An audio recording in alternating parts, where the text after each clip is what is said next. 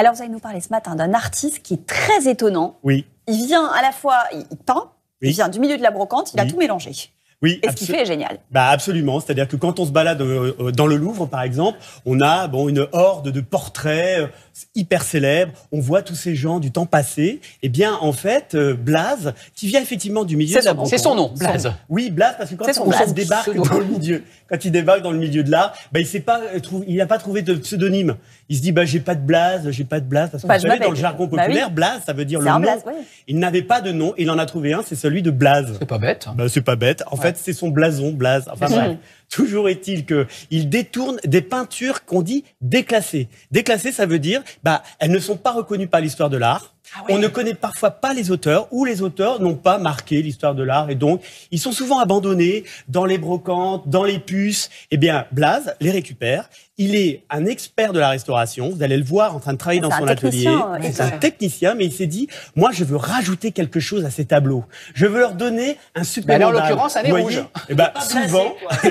Blasé. Non, clairement. Voilà, j'ai de la chercher à la placer. Moi, je la valide. Ça, c'est mon univers. Ça, oui, moi aussi. Alors, le nez rouge, moi, j'aime bien aussi porter un nez rouge. Mais vous allez voir que parfois, il a des sujets assez graves. Ouais. Et quand il peint, on a l'impression que ses toiles ont toujours été peintes de cette manière-là. C'est un peu l'astuce et la magie de Blaze. Alors, on le découvre, Galerie Vivienne, dans son atelier.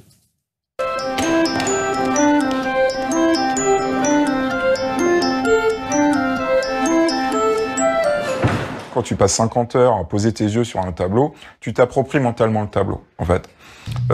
Tu le connais vraiment dans son intimité, mais personne ne le regarde parce que c'est un nid en merde, le tableau, parce que tu sais que tu vas au-devant de beaucoup de problèmes, de beaucoup d'heures de travail.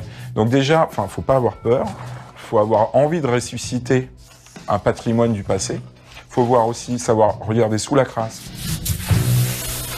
Finalement, tu rentres en intimité avec le tableau, donc avec le peintre qui a peint parfois cette œuvre 100 ans auparavant, et pourtant tu ajoutes par-dessus un intrus. Quel est le sens de cet intrus à chaque fois? Est-ce que tu trouves une histoire particulière? Il faut être au niveau du peintre. Donc à chaque fois, il faut un peu s'adapter. Il y a des peintres qui peignent flou, une gamme chromatique un peu spéciale, je sais pas. Il y a plein de tout ce qui constitue le style d'un peintre en fait. Donc faut faire en sorte que ça ne se voit pas. Si je rajoute un objet, il faut qu'il soit dans la bonne perspective, avec la bonne lumière, dans le style du peintre. Quand on regarde dans le livre, c'est vrai qu'il y a des sujets qui sont assez incroyables. Tu peux aborder des sujets qui sont rarement vus en peinture. J'ai abordé la drogue, j'ai abordé la pédophilie, j'ai abordé l'extrémisme religieux, et tout ça par le biais du détournement, qui a un levier très fort, comme l'humour, par exemple. Mais je peux aborder des trucs hyper graves, en fait.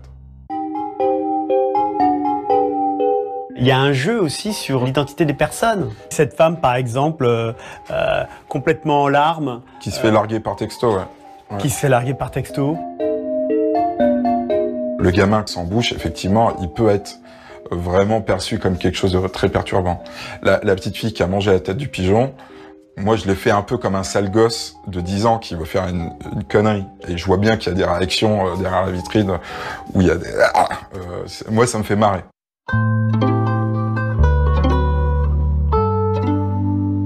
Mes tableaux qui peuvent paraître très trash pour quelqu'un pourraient paraître très drôles pour quelqu'un d'autre. Ça, c'est vraiment une question de lecture et c'est propre à chacun. Et ça, je n'ai pas à intervenir là-dedans, dans la lecture. C'est chacun s'approprie le tableau comme il veut.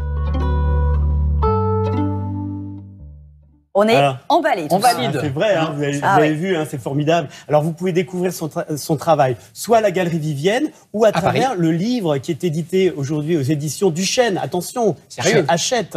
Donc vraiment, les éditions Duchesne ont vraiment misé sur le travail de Blaze. Allez le voir dans son atelier, il saura vous accueillir avec un petit café. Et éventuellement, il pourra vous vendre une œuvre. Super. Merci. Tu pourras nous faire l'amour aussi ou pas? Si vous le demandez. Pardon. Pensez à votre maman qui regarde la télé, Julie. Blaze, si vous nous regardez. C'est pour rigoler.